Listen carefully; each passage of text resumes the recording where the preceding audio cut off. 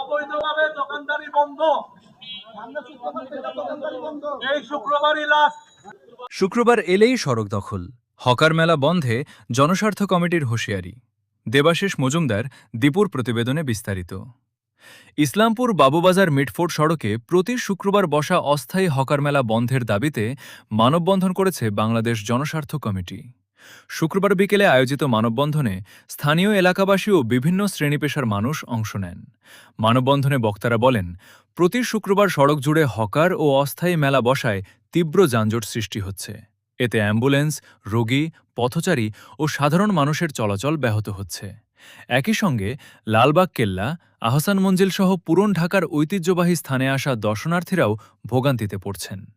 বক্তারা অভিযোগ করেন, যানজট ও জনদুর্ভোগ দেখা গেলেও সংশ্লিষ্ট থানা পুলিশ ও প্রশাসন কার্যকর ব্যবস্থা নিচ্ছে না। জনস্বার্থে শুক্রবারের অবৈধ হকার ও অস্থায়ী মেলা বন্ধ করে সড়কটি দখলমুক্ত করার দাবি জানান তারা।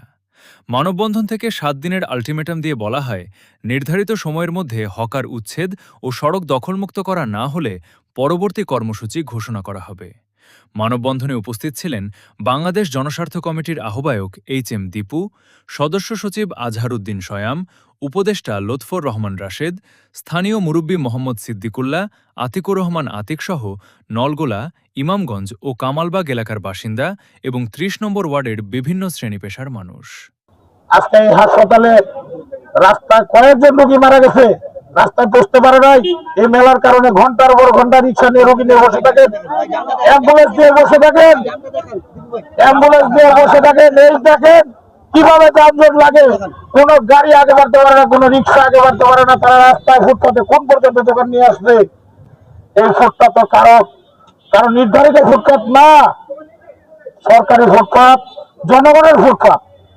এটা জনগণের ব্যবহার করবে জনগণের সুবিধার্থে, এখানে কারো ব্যক্তি সুবিধার্থে না। তাই আমি সালাম ভাইকে বলতে চাই, সালাম ভাই, আপনি অতি তাড়াতাড়ি অবিলম্বে এর ব্যবস্থা নেবেন, নয়তো আমরা পরবর্তী কর্মসূচি দিব। নগর ভবনে পরবর্তী মানববন্ধনের কর্মসূচি দিব। সেই কর্মসূচি দেওয়ার আগেই আশা করি আপনার ব্যবস্থা নেবেন, আপনি এর ব্যবস্থা নেবেন, এমনকি সুব্যবস্থা নেবেন। আজীবনের জন্য ফুট যাতে না থাকে রাস্তায়, এই ছোট রাস্তায় যাতে কোনো ফুট না থাকে, আজীবনের জন্য উচ্ছেদ করে দিতে হবে। এটা আমাদের